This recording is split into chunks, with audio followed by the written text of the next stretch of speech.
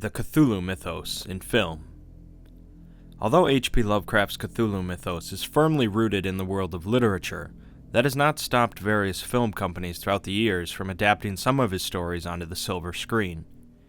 Many of the direct adaptations of Lovecraft's stories have been amateur productions or low-budget horror films, while larger companies have so far merely taken inspiration from the mythos.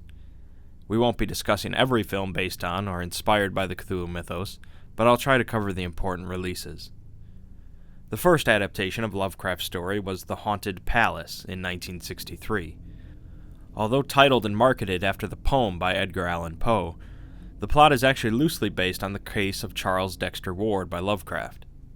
Although deviating from the plot quite a bit, it is the first film to show the Necronomicon, as well as the first on-screen mention of Cthulhu and Yog-Sothoth. The film's setting is Arkham in 1875, and Vincent Price plays the role of Joseph Curwen and Charles Dexter Ward. The film is styled after many of the atmospheric horror films of the 50s and 60s, and is an interesting piece in Cthulhu Mythos film history.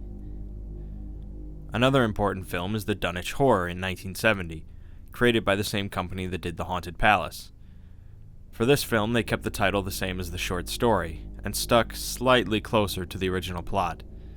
Ed Begley is Dr. Henry Armitage, and Dean Stockwell plays the creepy Wilbur Whately. The film features the Necronomicon, plenty of mentions of Yog-Sothoth, and of course the titular Dunwich Horror. The plot mostly deviates with the presence of a young librarian, played by Sandra Dee, and her interactions with Wilbur Whately.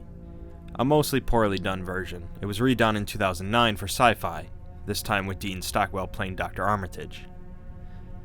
In 1987, we were given The Curse, a relatively close adaptation of The Color Out of Space.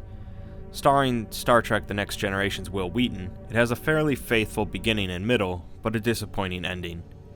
A strange meteorite crashes onto a farm in rural Tennessee, only to quickly shrink away and dissolve into the ground. Afterwards, strange mutations break out in the farm's crops, livestock, and owners. The film ends in a confusing mess of cheap special effects, and the film is filled with 80s horror movie tropes. Not the worst Lovecraft adaptation, but certainly not the best either. The 90s gave us a couple notable Cthulhu Mythos films. One was 1991's Cast a Deadly Spell, produced by HBO for television, and starring Fred Ward as a 1940s private detective named H. Philip Lovecraft. The setting was an alternate universe much like ours, but in which magic is freely available, and creatures such as zombies are commonplace. While the film is not a direct adaptation of any Cthulhu Mythos story, it does embody a lot of aspects and themes that we associate with the mythos, and features a lot of name drops.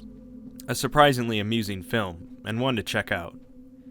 In 1993, there was Necronomicon, an anthology film of 3 different shorts, based on The Rats in the Walls, Cool Air, and The Whisperer in Darkness.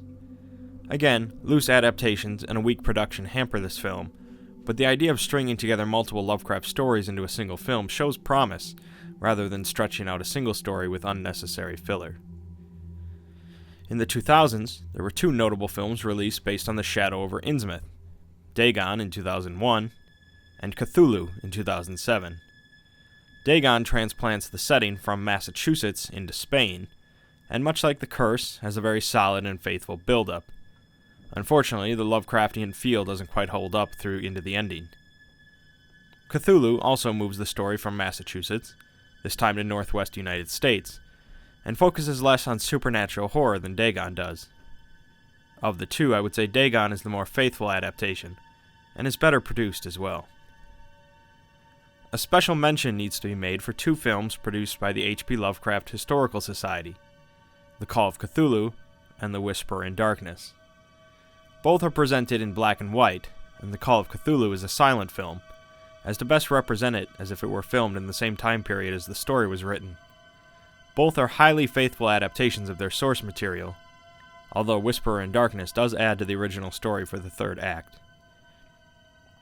There have also been plenty of films that have been influenced heavily by Lovecraft and the Cthulhu Mythos throughout the years.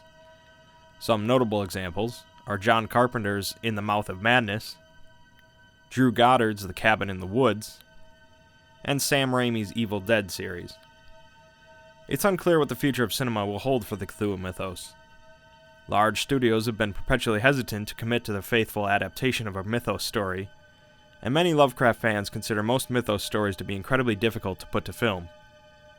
Director Guillermo del Toro, known for plenty of horror movies, as well as the Hellboy movies and Pacific Rim, has been attached to and is highly interested in doing a big-budget version of At the Mountains of Madness, but it's unlikely this will ever surface. For some, the Cthulhu Mythos will always be inherent to literature, nose deep in a musty tome in a dark room, reading by candlelight. For others, however, we yearn to see unspeakable horrors and alien vistas with our own eyes.